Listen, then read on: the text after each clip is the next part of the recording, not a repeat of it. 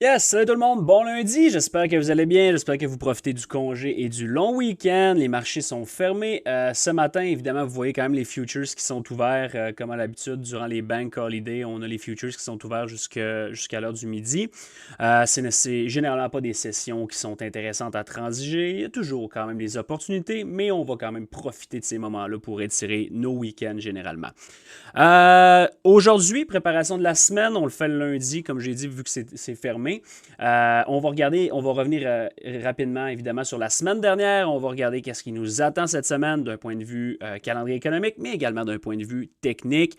Vous le savez, on est dans une fenêtre très intéressante pour la fin de l'année. Je pense vraiment que on amorce le mois de septembre ici. Ça fait longtemps que je vous scelle les oreilles avec ça, mais on a un price action qui est vraiment pas super plaisant à day trader depuis le début de l'été. C'est quelque chose qu'on avait anticipé, quelque chose qui n'est pas surprenant du tout. À l'approche du quad OPEX de septembre, là, plus ça va, plus on arrive vers cette date-là, ça va assurément être un point tournant vers la fin de l'année et amorcer quelque chose d'un petit peu plus clean. Up ou down, on va en discuter ensemble. Au final, ça ne change pas grand-chose, sachant que pourvu que le price action redevienne un petit peu plus attrayant d'un point de vue day trading. Donc, si on revient sur la semaine dernière rapidement, rappelez-vous, on avait quitté l'autre semaine sur G-Pow à Jackson Hole qui avait eu un effet assez bullish, une approche là, où on parlait de rate cuts pour la première fois pour le mois de septembre qui s'en vient. Réaction très très bullish, on avait eu une big up candle et à partir de là, évidemment, ça crée un certain range. Ça a pris du temps cette semaine avant qu'on sorte de ce range-là si on revient rapidement sur la chart en 1 heure que je vous avais donnée. Certains niveaux clés qui avaient été identifiés, évidemment, le lot de vendredi là, sur Jackson Hole. Mais au final, cette semaine, on a rentré dans la semaine avec un méga range comme ça ici. Et on s'est amusé. Amusé, c'est un grand mot, là. Mais tu sais, on a vu un lundi, on a retracé 50%, on est revenu over sans expansion. Encore une fois, on a printé un gros range sur les earnings d'NVIDIA, qu'on sait que c'était la clé sur la semaine. Big grind overnight, tentative de plus haut le matin. On a droppé ça vendredi. Overall, on est allé prendre le all-time high. Donc, on a fait un new all-time high sur le SP500. On est venu balancer ça à 50%. Donc, le SP500 est un petit peu plus résilient. Mais pour vrai, overall, comme ça a l'air d'une semaine qui n'est pas si mal. Mais on a eu des gros mouvements durant les sessions overnight, même durant l'Asie. Donc en soirée, Londres a été très très clean la semaine passée, mais les ouvertures de New York ont été, disons-le, moins favorables. Disons-le comme ça, c'est pas mal le mot. Donc overall, correct sur l'SP500. Le Nasdaq, de son côté, a été peut-être un petit peu plus clean, selon ce que je vous avais donné, du moins. Même scénario, là, je vous avais quand même parlé de cette zone-là ici, que si on voulait aller plus haut, on avait à venir mettre des up candles dans cette zone-là. En fait, je vous avais parlé que le upside ne m'intéressait pas tant qu'on n'avait pas expand over ce niveau-là. Et qu'on avait également un gap, donc on avait le gap ici, là, vous voyez, la petite ouverture qui n'avait pas été complétée. C'est exactement là qu'on a trouvé le high de la semaine passée. Mais de son côté, c'est un peu la même chose. En fait, c'est exactement la même chose. On a retracé à l'intérieur du range de Jackson Hole des gros moves overnight, earnings NVIDIA. Tu sais, mercredi, là, c'était une des sessions les plus intéressantes, en même temps un peu frustrantes, dans le sens que un high, un low, on crée un gros range, on sait qu'on va attaquer un de ces deux côtés-là, et on se lève le matin, on a déjà retracé pratiquement la totalité du mouvement, qu'est-ce qui fait en sorte que c'est un petit peu plus complexe. Semaine, green la semaine passée, correct, exécution qui aurait pu être mieux, mais pour vrai, c'est le genre de marché que tu veux survivre. Je pense vraiment que le début septembre qu'on amorce cette semaine, et les semaines qui s'en viennent vont être beaucoup plus intéressantes d'un point de vue trading. Donc voilà pour le retour sur la semaine. J'attire quand même votre attention sur la précision de cette zone-là. C'est ce qu'on a vu être printé cette semaine. Si on regarde un peu ailleurs, du côté du dollar US rapidement, encore une fois, je commence à être tanné d'en parler, mais on va nulle part, littéralement. On est encore à l'intérieur ou autour de cet imbalance-là. Il n'y a pas vraiment de conviction. Même chose sur l'euro à quelques reprises. Évidemment, je continue à demeurer intéressé sur le upside là-dessus. On va en parler tantôt. Mais on est encore dans ce fameux range-là depuis bientôt un mois qui fait pas grand-chose.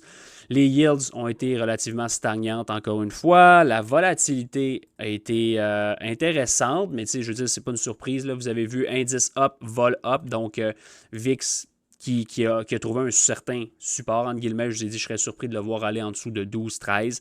Je pense vraiment qu'on va commencer à avoir un VIX, même si les indices montent, un VIX qui supporte. Pas nécessairement avoir de spike, mais je m'attends à ce qu'on supporte là-dessus. Pas mal ça pour le retour sur la semaine passée. On ne passera pas des heures là-dessus. Juste peut-être le Dow rapidement. Là. J'ai parlé du Dow puis le Gold la semaine passée beaucoup. Je vous avais parlé que c'était un de mes préférés si on avait un down move en début de semaine. Personnellement, je me suis positionné. Je suis toujours en position. Ça risque d'être un petit peu plus complexe. On en parlera tantôt. Mais j'aimerais voir un break là-dessus. Est-ce que le framework a changé un petit peu? Possiblement, donc on va en parler tantôt, mais il ne s'est pas passé grand-chose de clean sur le Dow non plus. Je vous avais parlé du Russell également. J'aurais voulu voir peut-être un peu plus de force. Ça a été le plus clean quand même. On a vu des clean higher high versus les autres indices que relativement plus difficiles. Mais c'est pas quelque chose que j'ai transigé non plus. Le Gold, par contre, lui, écoutez, je me suis permis d'être vraiment tannant dans le Discord au cours des dernières semaines dans cette zone-là. Comme je l'ai mentionné, je ne sais pas combien de fois que j'étais intéressé, que j'aimais Gold. J'ai pris quelques losses là-dedans, quelques gros wins cette semaine là-dessus. Et mon swing, encore une fois, on est up 5% ici là, sur ce simple move-là.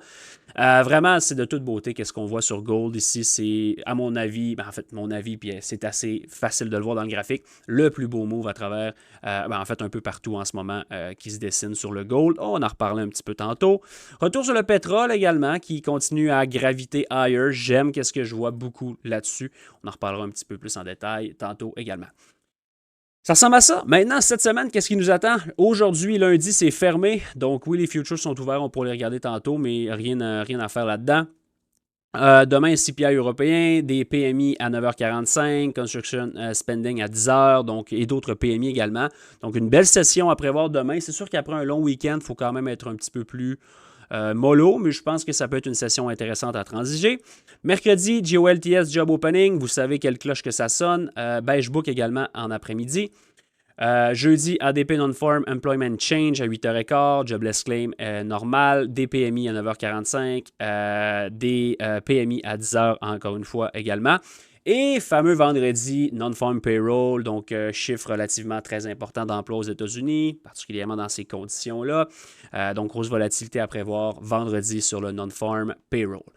Côté des earnings, c'est enfin fini. Puis pour vrai, on dirait que cette saison-là, je sais pas si... en fait, oui, je le sais, là, mais mes vacances ont été plus tôt cette année, puis j'ai comme revenu en plein milieu, en plein cœur des earnings, période que je déteste. Personnellement, je n'aime pas transiger la période des earnings parce que le market backing est beaucoup plus difficile à lire. Vous allez voir des exemples, le Dow super strong, le Nasdaq super weak, le SP500 sideway.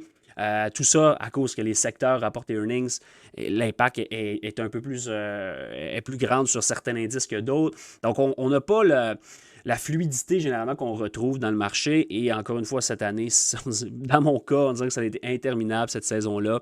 Ça n'a pas été dramatique, mais comme c'est plus difficile d'avoir un read clair là-dessus. Et cette semaine, c'est pas mal fini. Là. On a NIO qui rapporte, Salesforce également, Lululemon qui est quand même intéressant actuellement, by the way. Donc, quelques titres, mais l'impact sur les indices ou sur le marché directement va être relativement réduit. Maintenant, si on regarde, on passe aux choses sérieuses, mais on regarde un peu plus. Du côté technique, qu'est-ce qui nous attend? Écoutez, la fameuse fenêtre du quad OPEX de septembre approche. Ça devient de plus en plus intéressant de voir ça. Je répète encore une fois, je m'attends à voir un mouvement ou des mouvements qui vont être très intéressants au cours des prochaines semaines, des prochains mois, vers la fin de l'année également. Encore une fois, la semaine passée, on n'a pas été en mesure de prendre de l'expansion over les all-time high encore une fois. Ça commence vraiment à suggérer, puis je continue à aimer le downside. C'est ce que je favoriserais et c'est ce que j'aimerais le plus voir en premier. Si jamais ce downside-là se réalise, je ne serais pas en train de shorter ma maison là-dessus. Je pense personnellement qu'on peut avoir un beau pullback vers l'OPEX de septembre et ensuite peut-être voir une prise de décision vraiment plus imposantes. Est-ce que, puis je vous invite à réécouter la vidéo d'il y a 2 semaines que j'ai faite durant la semaine, Market Review, j'ai donné un titre un peu avec un gros clin d'œil parce que je ris de ceux-là qui parlent de Market Crash avec un K. Euh, mais c'est ça que j'ai donné comme titre. Allez écouter cette vidéo-là, vous allez avoir un peu le outlook. Il demeure le même actuellement. Dépendamment de où on se situe d'un point de vue down ou up autour de l'OPEX de septembre, ça va mettre le ton et suggérer probablement le prochain mouvement. Donc, si on se ramasse comme down 8-9% à l'OPEX de septembre, je pense qu'on peut voir une continuation de ce mouvement-là. À l'inverse, si on est down 5-6, je pense qu'on va juste peut-être smasher encore une fois avant de peut-être un blow-off de fin d'année. Ça pourrait être un scénario très, très envisageable. Donc, si on regarde sur la weekly chart et même la monthly chart, quelque chose qui est intéressant, encore une fois, le SP500 qui a closé un mois très, très strong sur le upside encore. Nouveau mois qui débute ici. Donc, le début de la semaine, pour moi, est assez important. Je ne considère pas vraiment la journée d'aujourd'hui, by the way, si vous posez la question. Là. Quelque chose que je veux attirer votre attention, c'est le petit gap ici sur la weekly chart. Je vous dirais que tant qu'on n'a pas de down close en dessous de ça, en weekly, je ne peux pas favoriser une continuation lower. Ça ne veut pas dire qu'on ne peut pas, en ce moment, focuser vers certains lows, mais tant qu'on n'a pas smashé ça et closé en dessous en weekly, ça demeure ma ligne dans le sable actuellement. Sur la daily chart, vous avez vu également le down move. On a flippé ce void-là relativement quick avec une up candle, support, et depuis ce temps-là, on supporte le prix de cet imbalance-là. Donc, ça demeure un flow qui est bullish. Les éléments bullish sont respectés. Donc, c'est en ce moment ce que je surveille principalement. Donc, d'un point de vue daily chart, évidemment, le all-time high demeure le premier objectif sur le upside, du moins objectif plus sérieux. Sur le downside, évidemment, on va regarder le lot de mardi passé, mais également le lot de G-Power Jackson Hole. On va aller sur une chart en 1 heure pour vous donner un petit peu plus de détails. Donc, qu'est-ce que je surveille? On a vu une big drop vendredi et on est en ce moment sur des niveaux clés. On a créé des éléments relativement importants. Vous voyez le lot ici, by the way, que j'ai identifié comme critical high, critical low. Cette zone-là demeure très, très intéressante et importante pour moi. Si on a la chance de voir un down move qui smash ce lot-là, j'aimerais voir de l'accélération en dessous. J'aimerais qu'on crée quelque chose ici. Si jamais c'est le cas et qu'on crée un void ou un imbalance ou quelque chose de violent là-dessus, je m'attends à ce qu'on aille smasher probablement ce lot-là. On a une zone importante over. Ça va être important de voir si on fait la même chose. Est-ce qu'on smash et qu'on follow through ou est-ce qu'on snap back? Si on fait quelque chose du genre, ça serait très, très, très bullish pour la suite. Très, très bullish pour la suite. Du moins vers ce high-là, premièrement, cet imbalance-là. Ça ici, évidemment, all-time high qui risque de smasher higher. Donc ça, c'est un profil cette semaine que j'aimerais bien voir. Évidemment, il faut qu'on aille down en premier. Et si jamais, comme ce qu'on crée ici est respecté, à ce moment-là, on va focuser plus bas.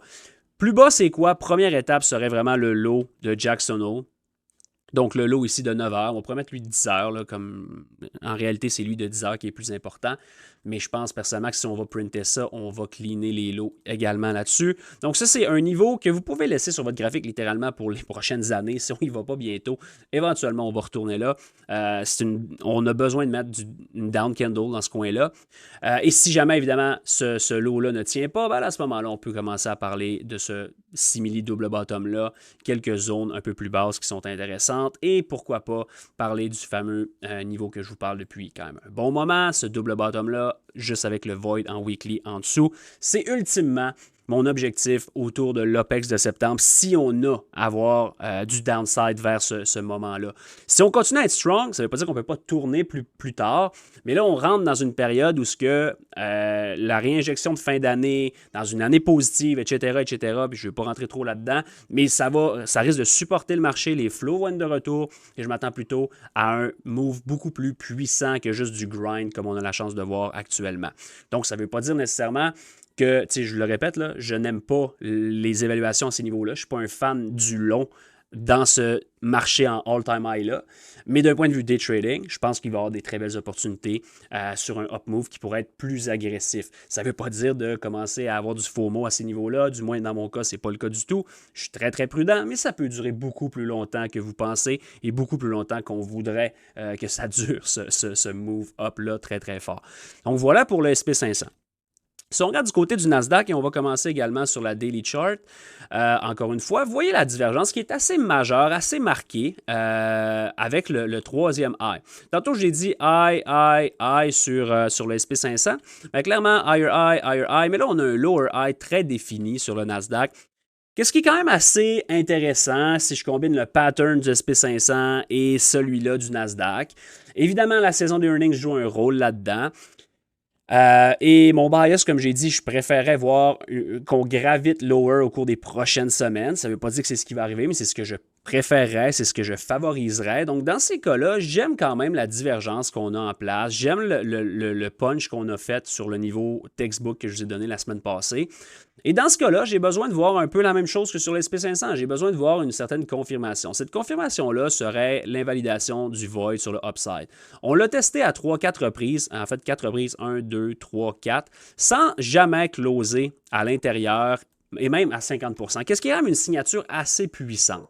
Donc, tant qu'on ne vient pas de mettre des down close candles en dessous de ça, c'est difficile pour moi d'aimer une continuation lower.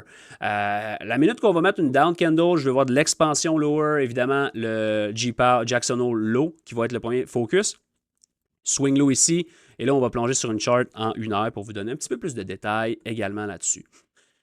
Si on regarde ce qu'il y en est, pour ce matin, vous voyez, les futures ont drop first et là, on a un beau petit bounce pour l'open. Je ne serais pas surpris qu'on gravite jusqu'à midi. C'est des journées généralement unidirectionnelles. Des niveaux, by the way, je vous invite à tracer le high et le low de qu'est-ce qu'on va avoir printé aujourd'hui. C'est des niveaux généralement qui doivent être revisités. Ce n'est pas des swings qui ont tendance à tenir, généralement.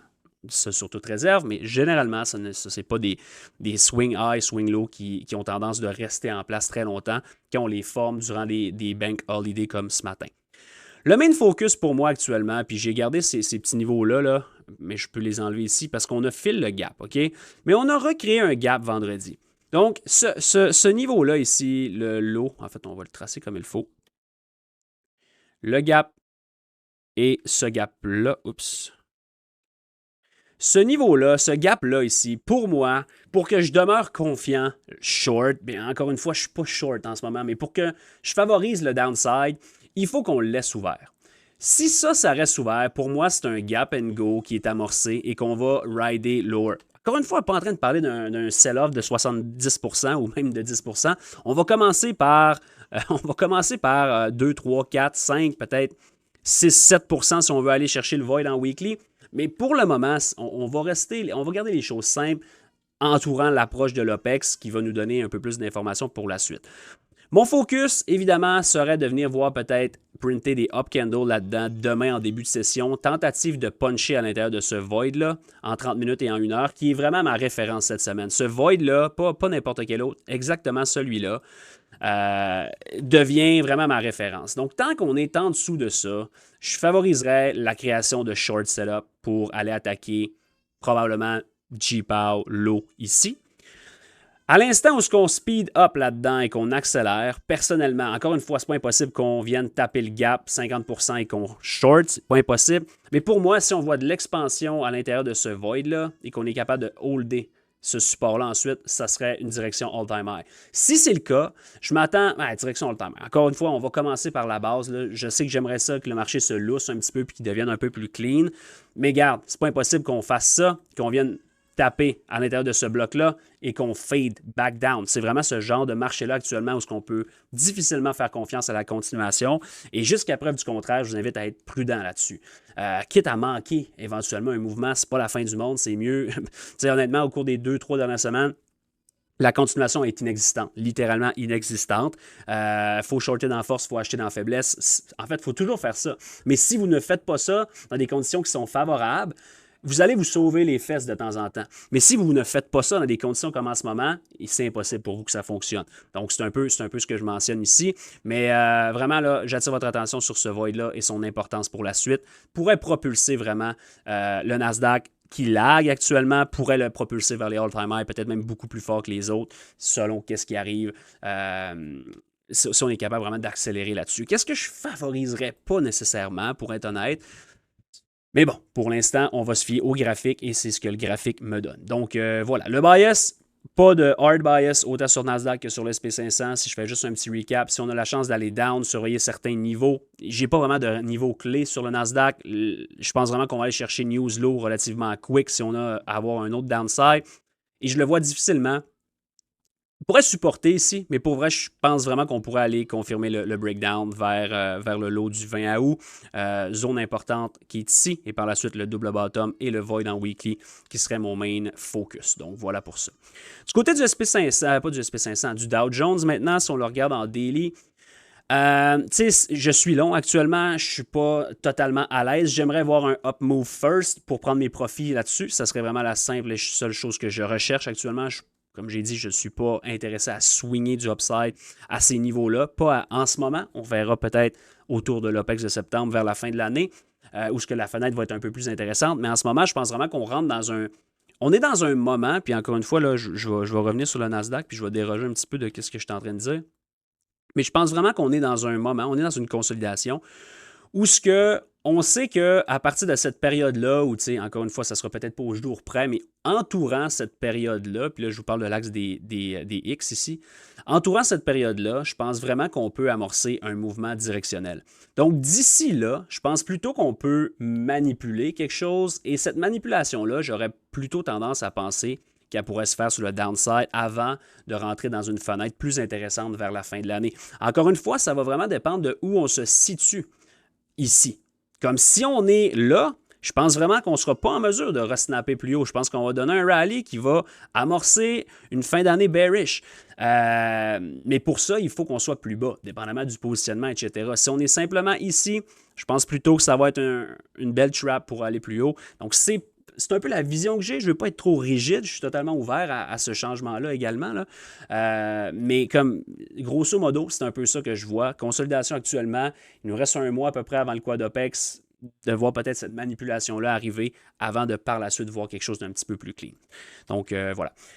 Si je reviens sur le Dow, comme j'ai mentionné, c'est sûr qu'avec le scénario que je viens de vous parler, c'est peut-être pas l'idéal en ce moment d'être long.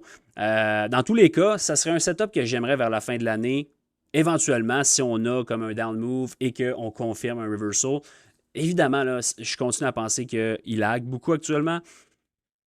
Il y a des secteurs qui pourraient reprendre le lead, particulièrement tous les commodités, donc tout ce qui est industriel, etc. Ça rime avec le Dow. Le gold est en parabolique. Je pense personnellement que le pétrole va le continuer. C'est des choses qui contribuent également à l'inflation, qui contribuent un peu au bias de ce côté-là que j'ai. Donc, c'est quelque chose que j'aimerais voir le Dow reprendre de la force éventuellement. Est-ce que cette semaine, on peut avoir un spike? Personnellement, je pense que oui. Je pense qu'on peut, tu sais, le rallye que je parle sur le SP500 et le Nasdaq initialement, je pense que le Dow pourrait leader le show. Personnellement, je me liquiderais là-dedans. Je ne suis pas intéressé de holder ça. Mais tu sais, ça pourrait être une belle divergence si jamais on va up first là-dessus. Le Russell, j'en parle pas. Je ne suis pas intéressé à ces niveaux-là.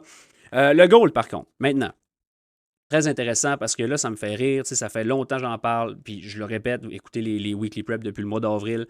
Depuis littéralement ce pullback et ce breakout-là, je vous dis, en fait, il faut même reculer à 2022. Depuis 2022, je vous parle du gold comme étant excessif, bullish as fuck là-dessus. Mais si on zoom in un petit peu plus, j'ai commencé à en reparler beaucoup autour d'avril. À partir de là, je vous ai mentionné, on va créer un range. Je ne m'attends pas, tombez pas dans le faux mot que ça part en parabolique. On a déjà un move intéressant. Je pense plutôt qu'on va ranger pendant un bon moment. Ça fait déjà 2-3 mois qu'on range là-dedans, qu'est-ce qui est 100% legit. Et je ne tomberai pas dans le panneau de dire ça, c'est le début du leg. Ça se peut que ça le soit. Mais gérez votre plan en conséquence qu'en ce moment, tu es encore dans un range. Okay? On est encore avec un swing high et un swing low et on est encore dans un range. Quand on crée un range comme, je pourrais dire mineur à l'intérieur du vrai range, c'est souvent une certaine trap. Je vous dis pas, en ce moment, je ne shorterais pas gold du tout, même s'il retracerait complètement, je ne trouverais pas nécessairement que ce serait un bon short. Je trouve que c'est une belle période d'accumulation pour des positions longues là-dedans et de day trader le upside. Mais day trader le upside dans un range, ça peut être un petit peu plus complexe. C'est la raison pour laquelle j'ai scalpé quelques beaux mouvements d'une centaine de points la semaine passée, mais que je suis positionné en swing en dessous de 50% du range vers le top. On verra comment je gère ce trade-là. Mais tout ça pour dire que j'aime beaucoup, beaucoup, beaucoup, beaucoup le setup. C'est un setup technique qui rencontre le fondamental. Je pense vraiment que je suis bullish sur gold. Comme j'ai pas de stop là sur ce swing-là, littéralement. c'est pas une chose que je devrais dire. On doit toujours avoir un stop loss. Puis en fait, j'en ai un, mais en ce moment, c'est pas ça m'inquiète pas de dire je vais trader mon stop, je vais trader mon stop. Non, à la limite, si ce trade-là devient break-even, il deviendra break-even. Ça va demeurer quand même encore intéressant d'ajouter plus bas ou dépendamment de la vision que vous avez, investissement ou intraday ou swing, etc. Mais tout ça pour dire que sur Gold, je pense personnellement qu'on pourrait voir un certain turn ici pour peut-être resmasher higher. Ça serait pas impossible non plus qu'on veuille aller chercher ça ici. Ça serait vraiment pas impossible. Ça serait juste encore une fois une continuation de ce range-là. Ça serait pas catastrophique d'avoir un pullback à l'intérieur de ce range-là. Donc, je veux juste vous mettre en garde là-dessus. Je suis bullish gold. Ici, c'est un très, très, très, très, très beau sweet spot pour se payer. Est-ce que c'est un sweet spot pour commencer à bâtir une position? Je sais pas, honnêtement. Je sais pas. Personnellement, j'aime être in dans le début des runs, pas vers le breakout. Le breakout, pour moi, c'est des moments où ce que tu prends des profits et tu réanalyses ta position et non pas où ce que tu rentres. Ça, c'est ma vision des choses. Donc, surveillez Gold cette semaine qui va demeurer un top watch. Vraiment, là, c'est de toute beauté cette accumulation-là. C'est juste exceptionnellement beau. 25 minutes, c'est un peu long aujourd'hui.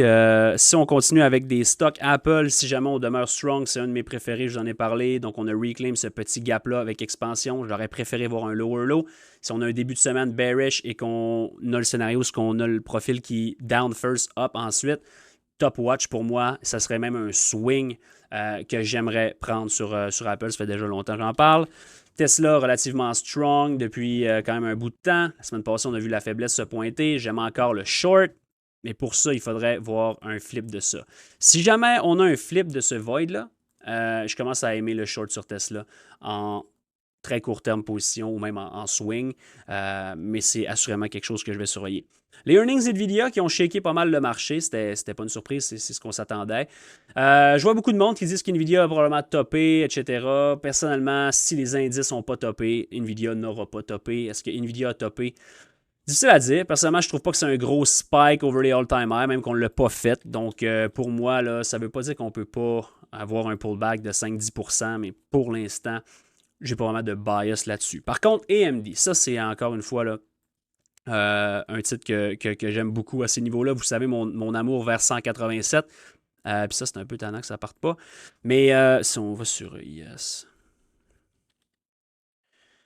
Donc, ça serait mon main focus AMD cette semaine et même les semaines subséquentes qui s'en viennent. Là. Je veux voir un peu de faiblesse là-dedans et j'aimerais commencer à trouver du long pour, encore une fois, peut-être autour de l'OPEX. Ça serait vraiment intéressant de voir 190. C'est un no-brainer, honnêtement. Si les indices ne tournent pas complètement dans cette fenêtre-là, 100% confiant que AMD va aller chercher 190 d'ici la fin de l'année. Pas mal ça. AFRM, la semaine passée que je vous ai donné, regardez, on a punché le chiffre 100 au tick. Donc, l'importance des chiffres ronds, mais littéralement là, 100.07. Donc, très beau pop sur AFRM. Je serais prudent pour la suite. Vous pouvez vous amuser là-dessus en day trading. Je pense qu'il va y avoir des belles opportunités la semaine prochaine, mais je serais relativement quand même assez prudent là-dessus. Ça fait le tour. Écoutez, belle semaine qui s'en vient. Ça, c'est une semaine courte. Première semaine du mois, non-farm payroll. La semaine prochaine, c'est-tu la semaine prochaine ou l'autre? On peut aller voir, tant qu'à dire n'importe quoi.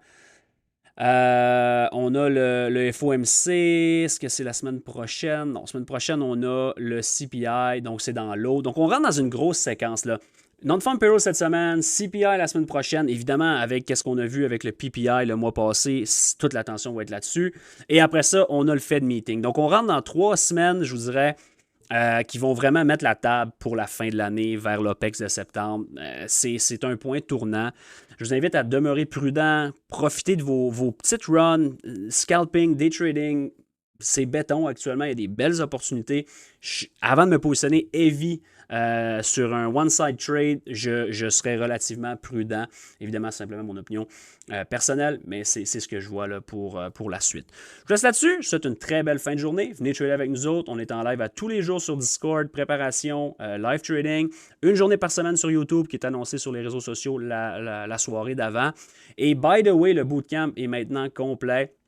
Donc, à moins que vous ayez une expérience qui est particulière et une relation particulière, des connaissances avec tout ce qu'on fait, etc., le prochain bootcamp sera l'an prochain. Mais pour l'instant, pour 2025, le bootcamp est complet. Je laisse là-dessus. C'est une très belle semaine. On se voit demain. Salut tout le monde.